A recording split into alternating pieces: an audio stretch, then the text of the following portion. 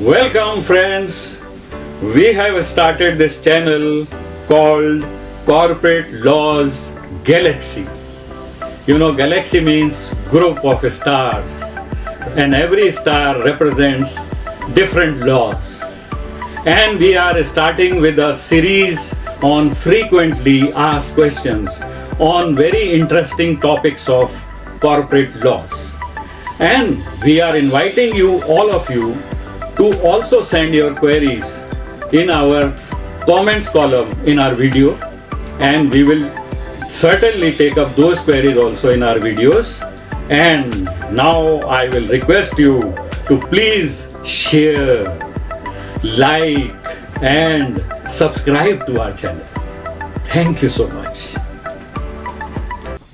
Hello, sir. Hello. Sir, I have come across some short frequently asked questions regarding SEBI Act 1992. Sir, does SEBI has power to grant compensation to investors for alleged loss suffered due to misleading or fraudulent advertisements? You see, there is no mandate, there is no provision which empowers the SEBI to award any compensation in case of any fraudulent or misleading advertisements to any investor if the investor suffers any losses. But it does not mean that SEBI is powerless. SEBI has lot of powers. I tell you that under section 11C of SEBI Act, the SEBI has got wide powers to order investigation into those cases where there is price tampering, public issue related irregularities, insider trading and any other misconduct relating to any regulations. And moreover, the SEBI has got very wide powers under SEBI Prevention of Fraudulent and Unfair Trade Practices Regulations 2003.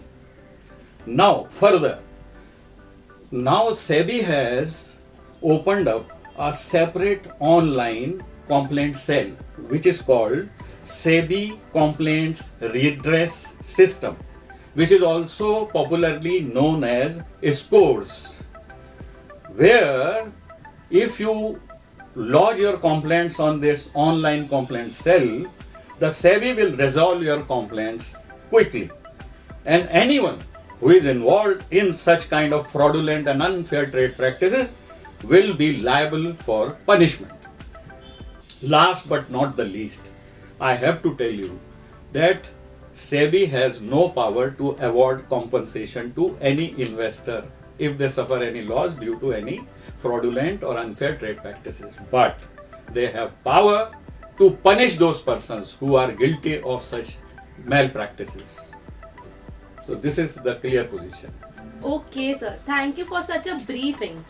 Sir, does decision by a listed investment company to dispose of part of its investment amount to price sensitive information requiring mandatory disclosure to the stock exchange?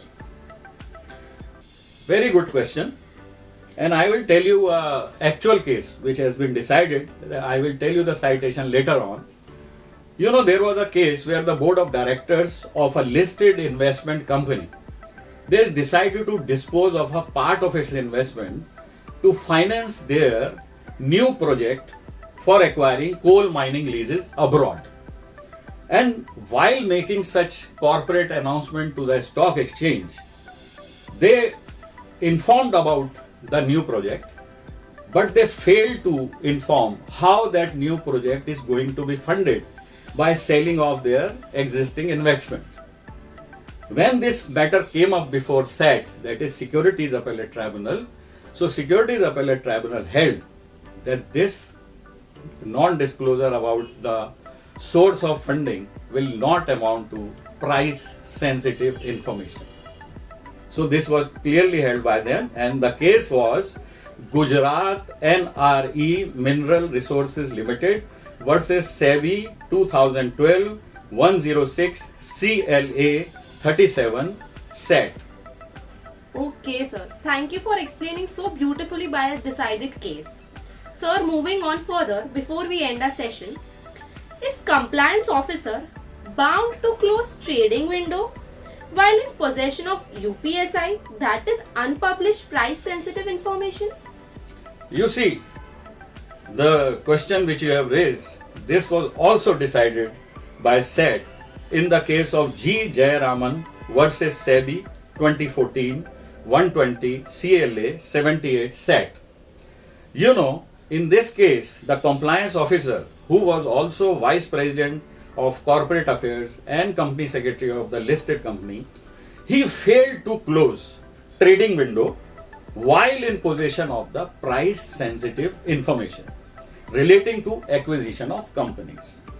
Such failure amounts to violating the model code and consequently violation of the regulation attracting penalty under section 15 HB.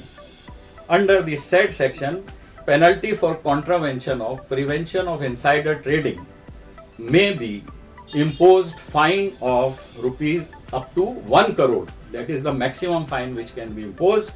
In this case, a penalty of rupees 5 lakhs only was imposed and it was challenged, but it was decided by SET that considering the high ranking position of the defaulter, that is who was a compliance officer as well as company secretary of the company, this imposition of penalty of 5 lakh was reasonable. It was not unreasonable. So this was decided in this case. Thank you so much, sir, for explaining us the questions so beautifully with the help of the decided cases. So I think that's all for this video and we'll meet again. Bye.